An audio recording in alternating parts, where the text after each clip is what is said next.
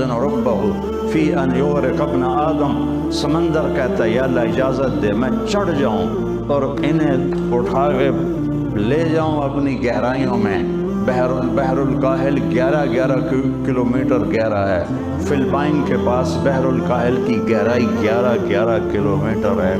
وہ کہتا ہے یا اللہ اجازت دے ہم چڑھ جائیں۔ والارض تستأذن فی ان تبتلعہ، پھر سمندر کو آنے میں کراچی سے دیر لگے گی۔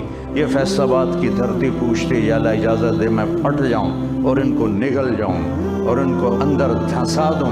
والملائکۃ تستأذن فی ان تعاجلہ وتہلکہ، فرشتے اللہ سے کہتے ہیں یا اللہ اجازت دے ہم اتر جائیں اور ان کی گردنیں اڑا دیں۔ اور جس رب کی نافرمانی ہو رہی ہے سبحان اللہ، اس سے تو اسے ہونا چاہیے تھا، پکڑ لو مار دو، جب ہماری کسی سے دشمنی ہو جائے ہم آخری حد تک چلے جاتے ہیں۔ اللہ کے دشمن بنی بیٹھی ہے دنیا، اور اللہ کہہ رہا ہے کیا کہہ رہا ہے؟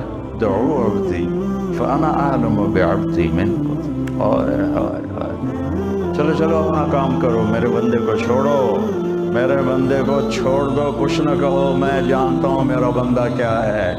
ان کان عبدکم فشانکم بہ، تمہارا ہے تو پکڑ لو، اڑا دو، مار دو، ٹکڑے ٹکڑے کر دو۔ وَإِنْ كَانَ عَبْدِي، اگر میرا ہے فَمِنِّي وَإِلَيَّ عَبْدِ، میرا ہے تو میں جانوں اور میرا بندہ جان، میرا منی و الیہ۔ اے کیا محبت کا اظہار ہو رہا ہے نافرمانوں کے لیے۔ یا